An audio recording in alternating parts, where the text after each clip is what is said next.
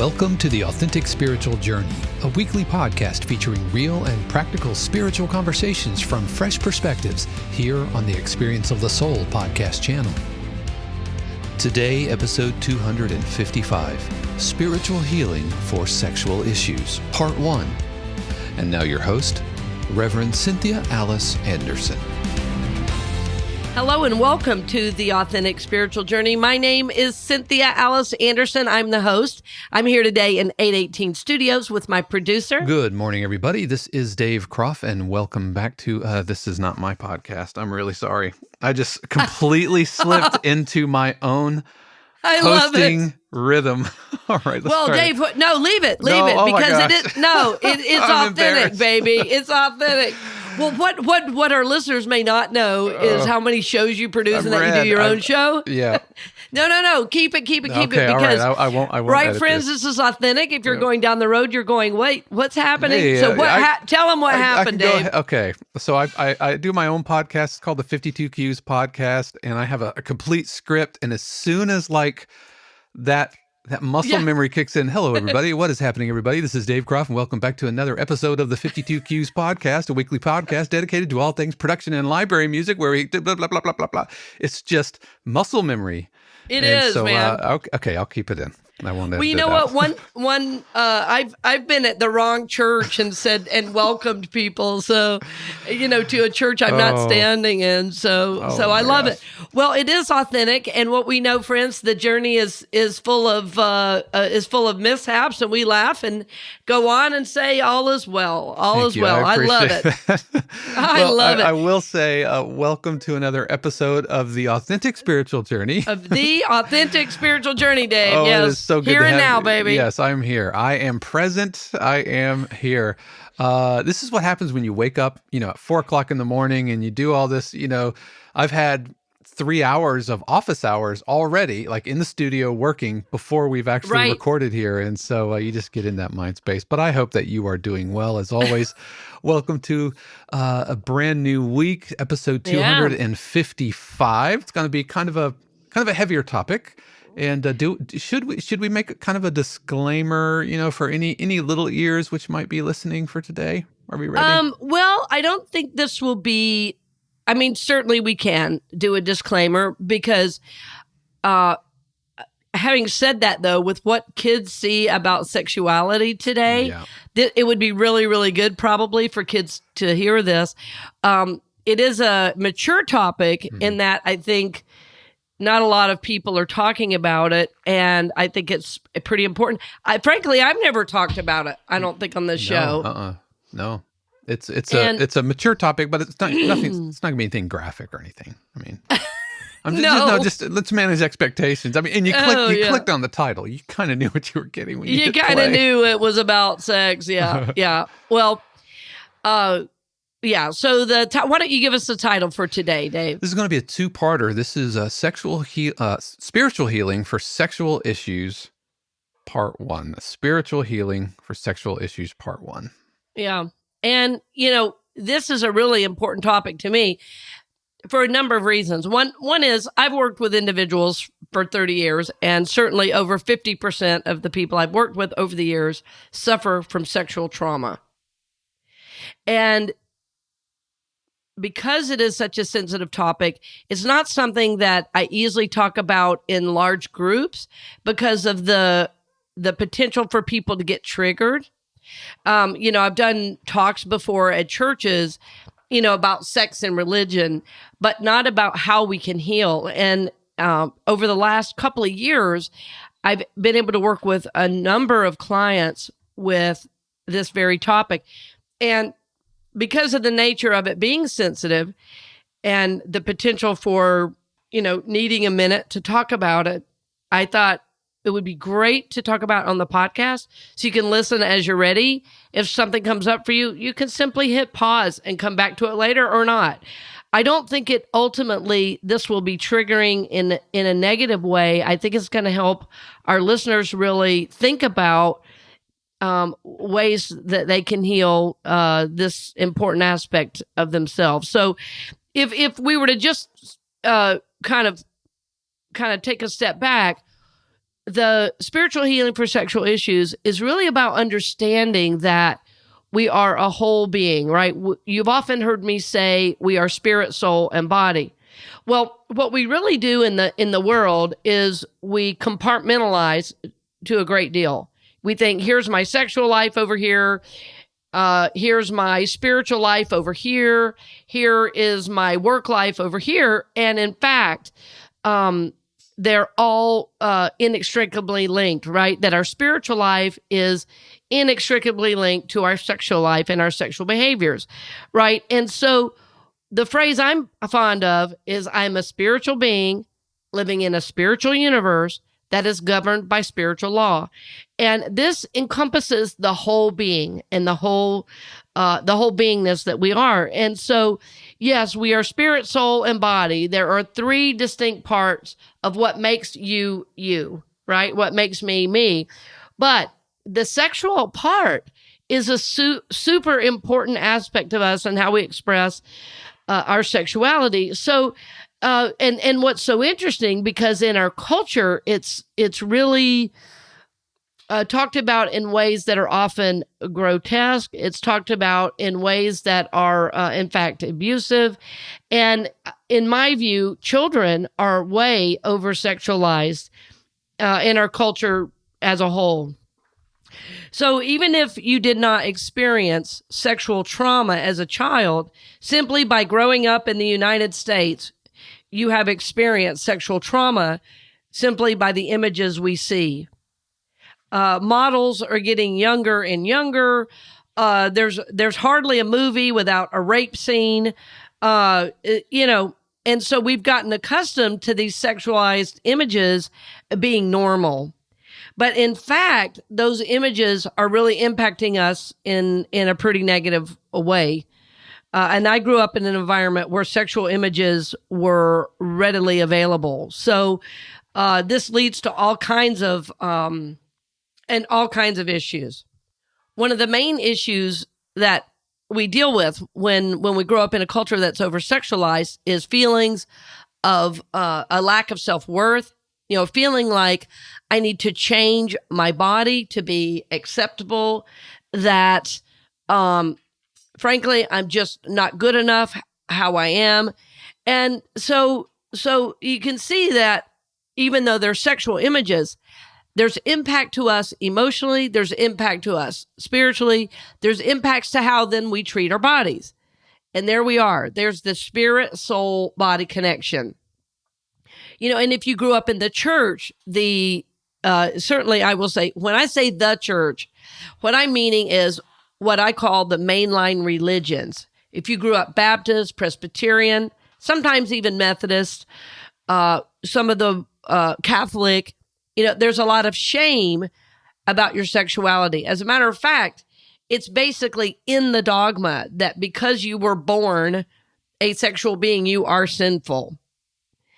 And that's the Puritan ideas, that came over on the Mayflower, right? So we have a large range of feeling that simply our sexuality in general is dirty and that it is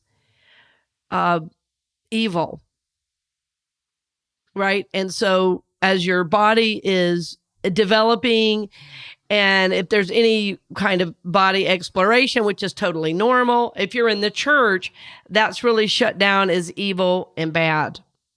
So when we hold these ideas, well, the fact is, when we are spiritual beings, what happens is that there has to be some kind of acting out, because there has to be some kind of experience of that aspect of the body. And so if you're in the church and you're told that it's evil to want to self-explore, you're told it's evil to, want to be intimate with somebody you love, you find another way to express that. It's often through porn.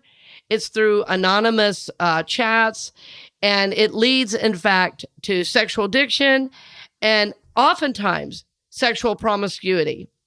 So this is just a fact of what is happening culturally. And of course, now with the advent of the internet, there's not as many racy magazines anymore because frankly, who needs them when we can have it in 1 click, 2 clicks away? And porn in general is a major problem and what leads to sexual violence, human trafficking. I mean, the list goes on about the negative aspects of sexual addiction. I've seen marriages break up over sexual addiction. I've seen children victimized over sexual addiction. So that's what I mean. That the very culture we live in is kind of saturated with this kind of gross unawareness about the sacredness of our sexuality. And so what I want us to get to is that we have a sacred self, that part of that sacred self is our sexuality, and that healing of that sexuality and some of those, past issues, some of those past traumas, even if you're not a victim of sexual trauma, but you simply have been victimized through imaging and over-sexualization, there is healing that is possible. So I'm going to let you take that in. I'm going to just rest for a moment. Just think about what I'm saying here. This is a lot.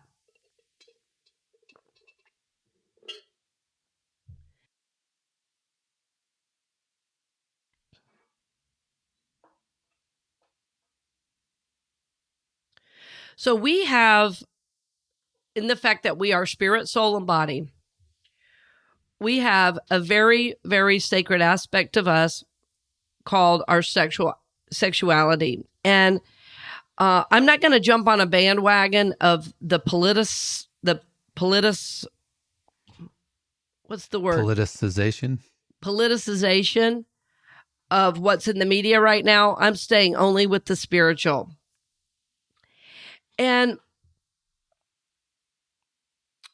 when we understand that the body is energy, when we understand that we have a sacred purpose here on planet Earth, then we want everything that is a part of us to be in alignment with that truth. So this goes beyond a dogmatic teaching, what I'm talking about today. This is about the sacred nature of who you are. This is about the sacred nature of who you are. So with a lot of clients, what has happened is often blockages in being able to have sexual activity, or even a large degree of shame around connection with another individual in intimacy. And so what happens is that brings up shame, that brings up loss, that brings up fears of not enough. And then those issues kind of compound on themselves, so that every time there tries to be an intimacy, there's this invisible block. Well, the block, in fact, is real, and the block is both emotional and bodily. Because see, again, I'm going to help us keep dialing in the fact that even though we're spirit, soul, and body, and there's 3 distinct parts, they're part of the larger whole of you. And so if there's emotional wounding, then that impacts you sexually. If there's spiritual wounding, that impacts you sexually. If there is sexual trauma, that impacts you emotionally and mentally. See, so they're all related. And so today, yes, I'm going to get to some of the healing aspects, but it's like really getting in our minds that we are spirit, soul, and body, that I'm a spiritual being living in a spiritual universe that's governed by spiritual law. So I know anything that's up for me is able to heal, right? Anything that's up for me is able to heal. And so any wounding around our sexual nature, our sexual activity, is very, very healable through the spiritual. I've really noticed recently that in our culture, it seems to be that we've put science and psychology over faith. And even though I love science and psychology, it's not the only teaching out there. And our understanding of energy, our understanding of our spiritual teachings is going to really help the psychological and the science aspect. Because if you go to a scientist for sexual healing, what you're going to get is a pill. If you're a man and you have sexual impotence, you're going to get something called Viagra.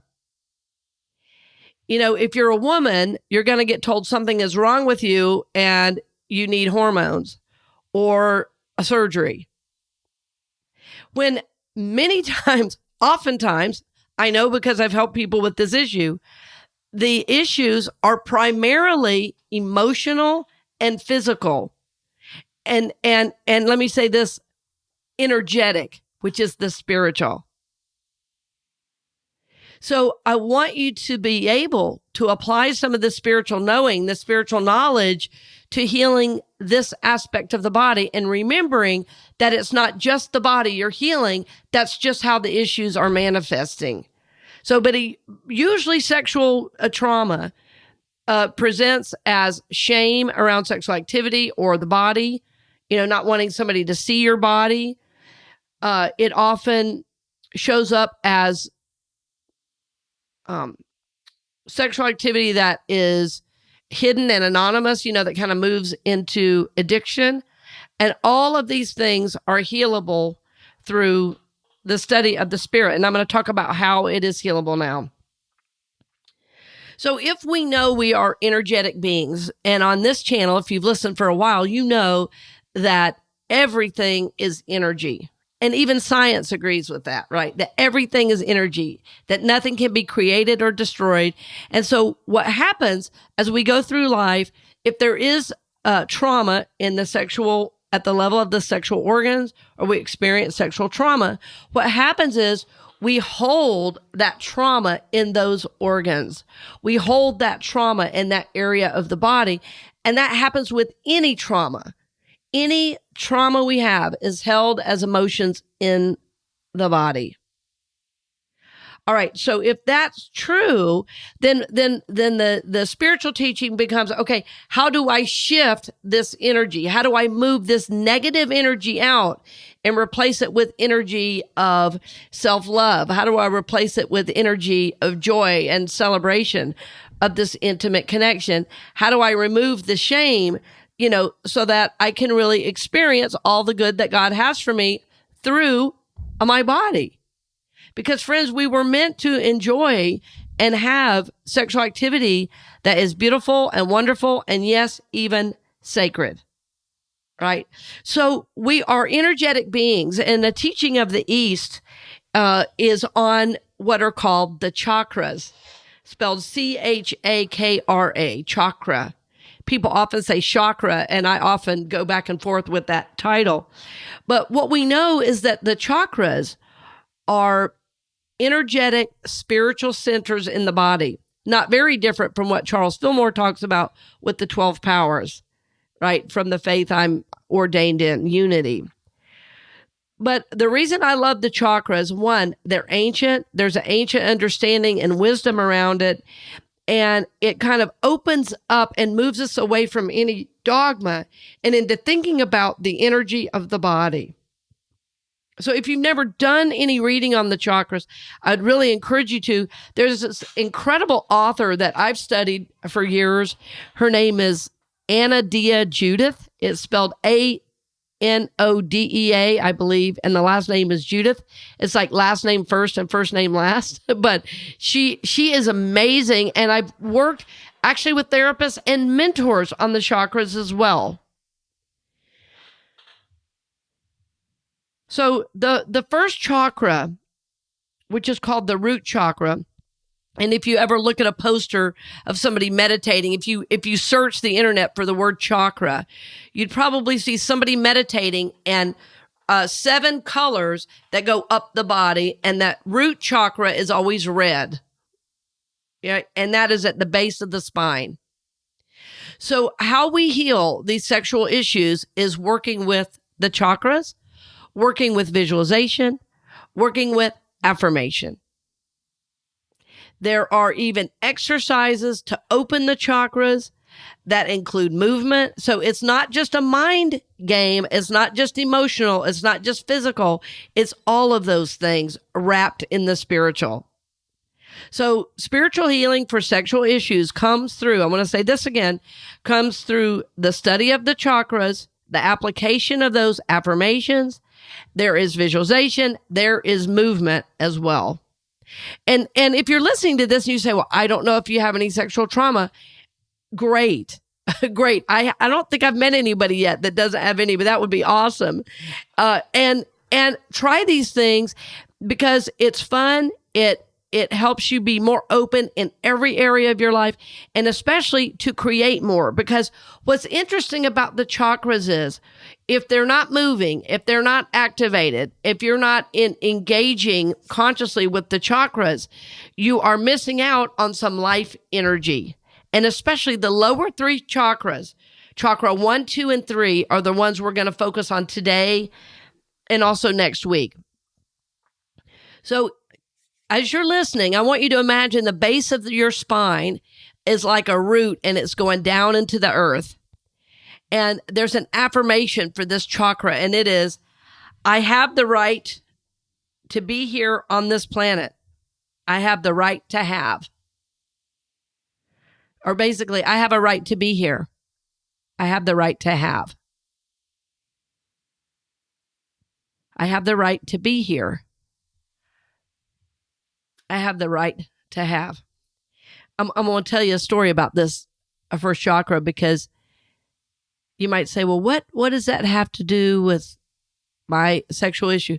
Friends, if you don't know that you have a right to be here, it's harder to know what is the affirmation for the next chakra, which is, I have the right to create and I have the right to my sexuality and pleasure.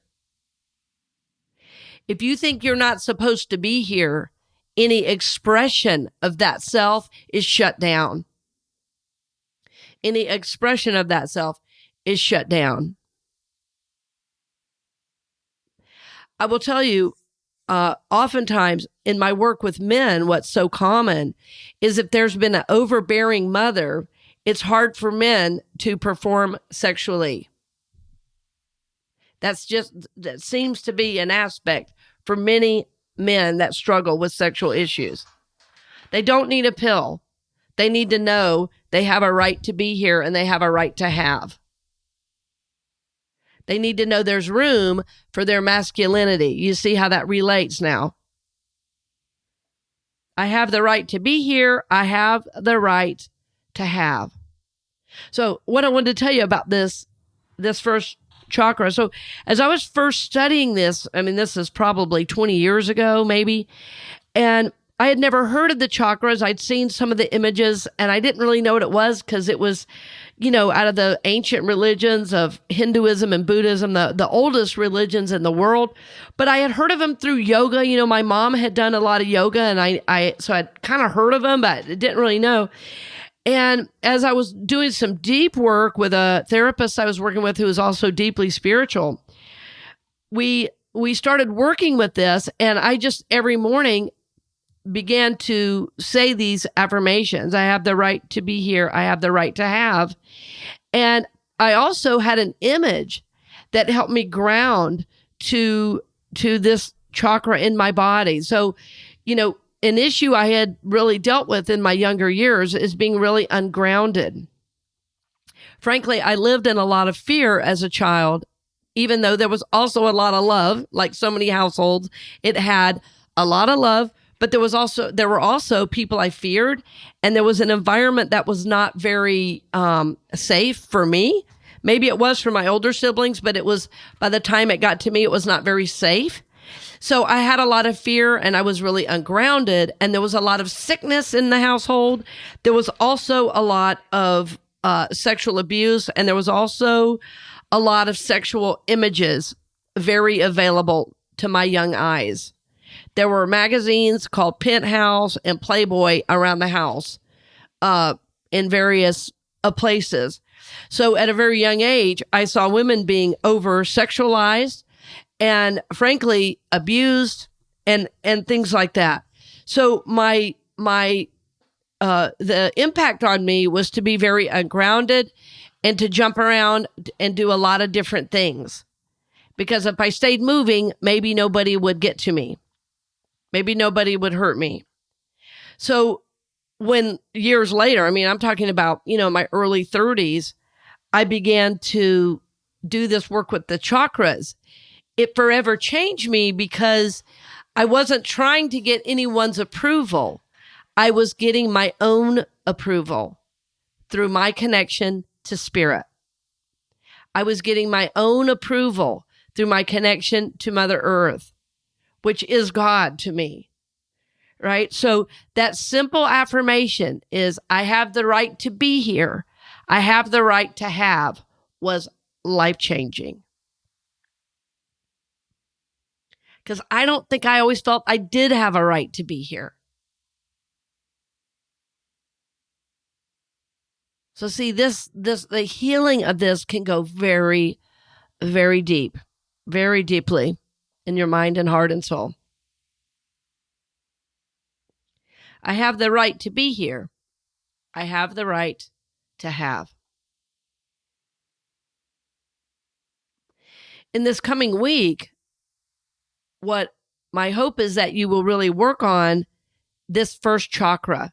That'll help us as we move into 2 and 3 next week, because the first 3 chakras, you connecting with, being aware of, this visualization piece is going to be very, very important. And I want to talk a little bit about this first chakra and how you're going to work with these ideas.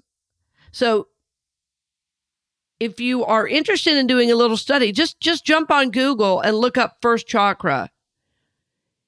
And I have the right to be here. I have the right to have can be a mantra for you as you go throughout the day. It can be a mantra as you sit in silence for a few minutes. And if you live in Florida, which so many of our listeners do, a wonderful way to feel grounded and working with the chakras is to go to the beach, to sit on your bottom on the sand and imagine imagine this idea. I have the right to be here. I have the right to have. And very often that base of your spine, it'll feel like it's going into the sand and grounding you into the earth. It's an amazing feeling of connection. Of course, you can do it anywhere. You can do it anywhere. The closer you get to the earth, the better. The better. So think about, I have the right to be here. I have the right to have. That's the first part of our sexual healing. That's the first part of our spiritual healing for sexual issues. You must know you have the right to be here and you have the right to have. This is a beautiful awareness of your own personal power and energy. Now, as you start to do this work, it's going to fly in the face of a lot of what you've heard about yourself growing up, about what you should and shouldn't be and have. Children are to be seen and not heard. Well, I'm going to tell you, you are to be now seen and heard. And you have a right to be here and you have a right to have. Right? So that's your affirmation this week. I have the right to be here. I have the right to have. And I want you to notice as you look at magazines or as you're watching a movie, look at all the over-sexualized images that you're seeing. Notice how it makes you feel. Notice what behaviors that kicks off. And stay with this affirmation, because this will help you stay grounded as you see those images. And you're going to start seeing them in a more conscious way. I was watching a show the other day, and there were, there's a couple shows I really love to watch. There were so many over-sexualized images. I said, I cannot watch people be abused and call it entertainment. I don't care if it's about to be over soon. I don't ever want to get used to watching this. People say, well, it's history. It's what happened. that's not part of history I need to know, because it encourages more violent, sexualized behaviors now, right? So sometimes you might have to turn something off because you're starting to become more aware. You don't want that expression of your sexuality. You want spiritual, sacred, which is fun. It should not hurt and be abusive, right? So your affirmation for this week: I have the right to be here. I have the right to have. I want you to use that to get grounded, to get in your body, get planted into Mother Earth, and remember that you have the right, in fact, to heal. And this is a part of your healing. Spiritual healing for sexual issues is going to include for you affirmation, is going to include image. You're going to be working with strong images, not sexual images, images to help you connect with the spiritual aspect of you at the level of your inner energy, called the chakras. You will be visualizing, you will use affirmation. You may have to turn off outer images as you do this healing work. So your affirmation for this week: I have the right to be here. I have the right to have. Friend, my prayer for you always is that you know you are a spiritual being living in a spiritual universe that's governed by spiritual law. You are holy, you are sacred at the level of spirit, soul, and body. And all aspects of your journey should be blessed and healed. This is our goal. So I hope you have learned something today. I hope you will work with this idea of healing at the level of the chakra. And again, your affirmation, I'm leaving you with this: I have the right to be here. I have the right to have. I look forward to speaking more about this next week, and look forward to always seeing you in person at the various events I have coming up. I know there's an event coming up in just, is it next week or the week after, in May? I'll be up in Pennsylvania and in New York as well. So it's I love when RCA is on the road. Speaking myself in third person. All right, friends, blessings on the journey, and I look forward to seeing you soon.